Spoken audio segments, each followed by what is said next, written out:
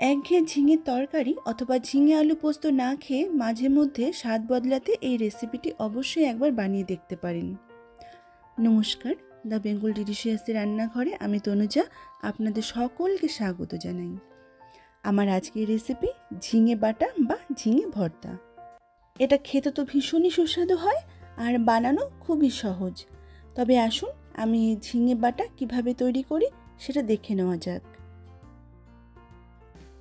ঝিঙে বাটা তৈরি করে নেওয়ার জন্য আমি এখানে 3টে ঝিঙে খোসা ছাড়িয়ে নিয়ে ভালো করে ধুয়ে পরিষ্কার করে নিয়েছি। এবার ঝিঙেটাকে দুফালি করে নিয়ে ছোট টুকরো করে কেটে নেব।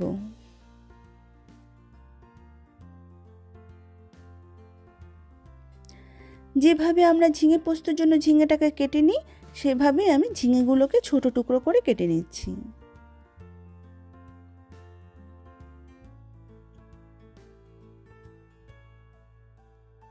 সমস্ত ঝিঙেগুলো আমি কেটে নিয়েছি।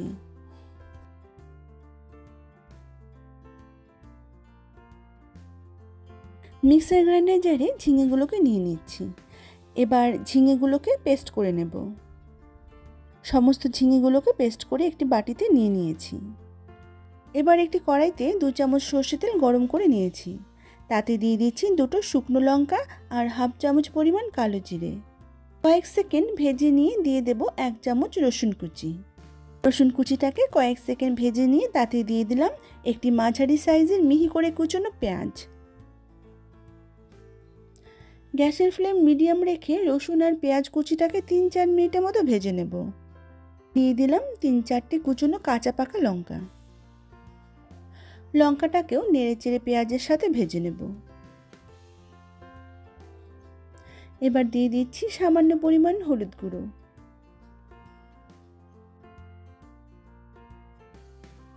কয়েক সেকেন্ড নেড়েচেড়ে নিয়ে দিয়ে দেব বেটে রাখা ঝিঙে।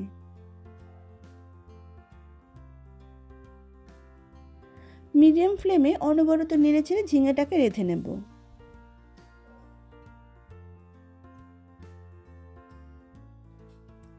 আমি এখনো কিন্তু ঝিঙের মধ্যে নুনটা দিইনি। এমনিতেই ঝিঙেতে অনেকটা জল থাকে, নুন দিলে আরও জল বেরিয়ে আসবে। ঝিঙের জল অনেকটা শুকিয়ে এসেছে। এই পর্যায়ে দিয়ে দেব স্বাদ অনুযায়ী নুন আর সামান্য চিনি।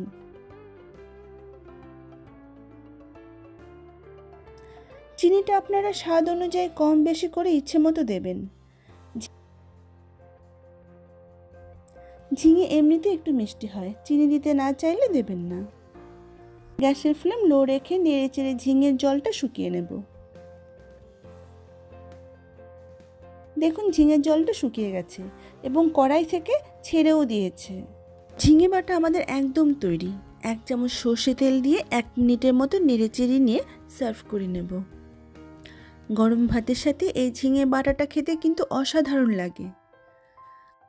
আমার আজকের সহজ সরল ঝিঙে বাটার রেসিপিটি আপনাদের কেমন লেগেছে অবশ্যই জানাবেন। আর যদি নতুন বন্ধু হয়ে থাকেন তবে আমার চ্যানেলটিকে সাবস্ক্রাইব করে আমার পাশে থাকার অনুরোধ রইল। সকলেই সুস্থ থাকুন, ভালো থাকুন। ধন্যবাদ।